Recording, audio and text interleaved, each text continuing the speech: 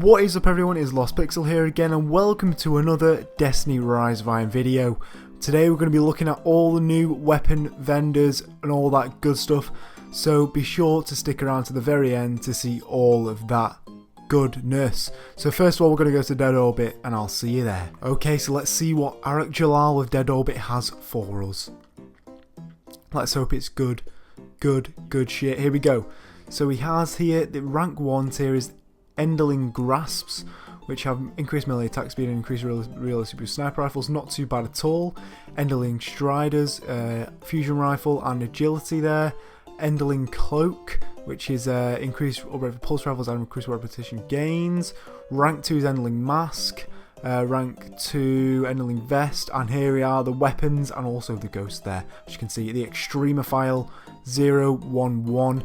Everyone seems to be buzzing about this weapon because it is absolutely beastly apparently. So let's see what it has. Armor piercing rounds, hip fire, perfect balance, hot swap and persistence. Not bad at all. Perfect balance and persistence, obviously a great combination. So let's move on through the next ones.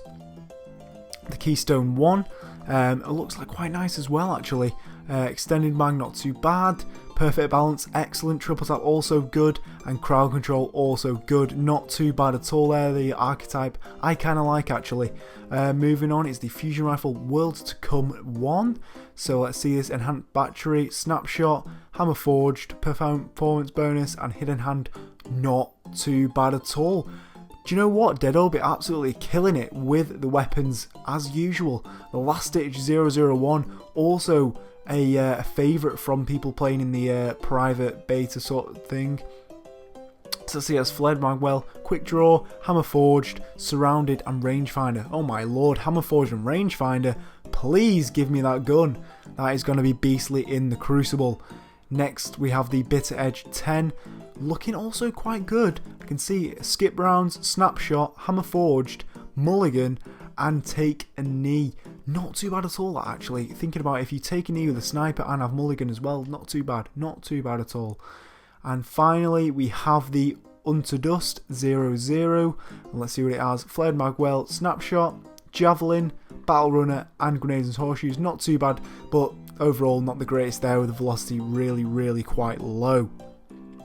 So see these ghosts as well, not too bad, all dropping at 350 light as you can see. So let's move on to the next one. Okay, so now we're at Laxmi 2 of the Future War Call, and let's see what this one has for us. We're not accepting that allegiance, I'm afraid. So they are on Tracer gloves, grenade throw distance and scout rifles, sidearm armor and increased agility, and Leon Tracer cloak, pulse rifles and crucible reputation gains.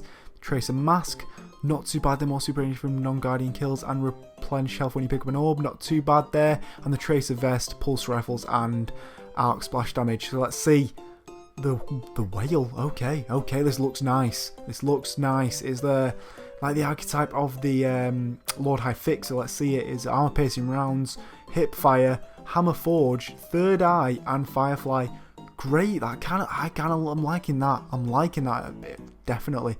The armor piercing rounds increases the range a little bit there as well. Not too bad at all. Let's see again. What is the Waltz? Okay, here we go. Known for the pulse rifles, Future War Cults. Let's see what they have. Armor piercing rounds, lightweight, perfect balance, nice.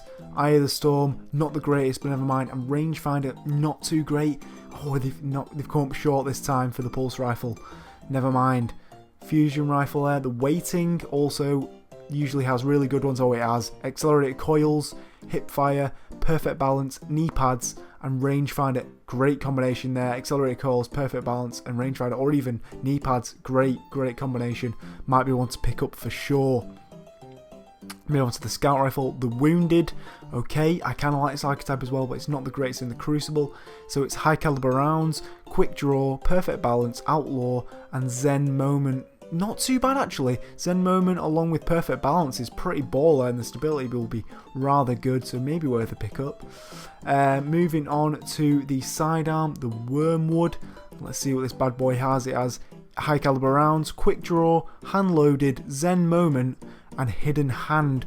Not too bad actually, quite a good archetype there. The range is excellent. Not too bad, I reckon might pick that up and try that one out in the Crucible. And finally we have the Warpath rocket launcher. Velocity again, not great. Let's see what it has.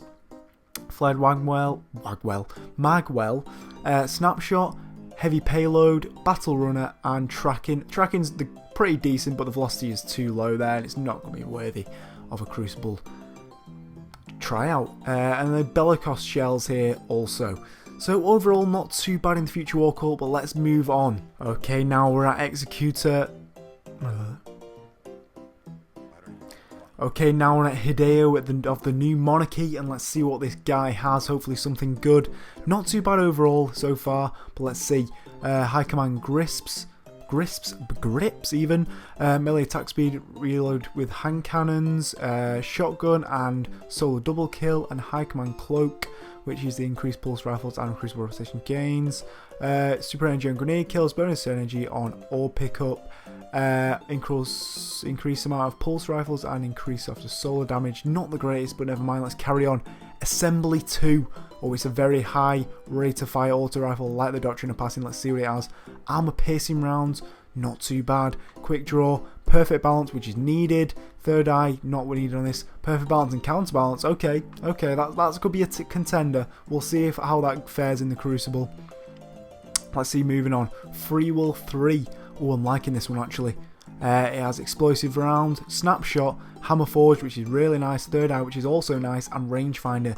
Hammer forged and rangefinder there could be vital in the Crucible, maybe worth a pickup for sure there.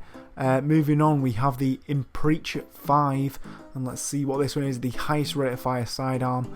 It's flared magwell, snapshot, hand loaded, Zen Moment, and reactive reload. That Zen Moment could be crucial with this sidearm because of the high rate of fire. But let's carry on.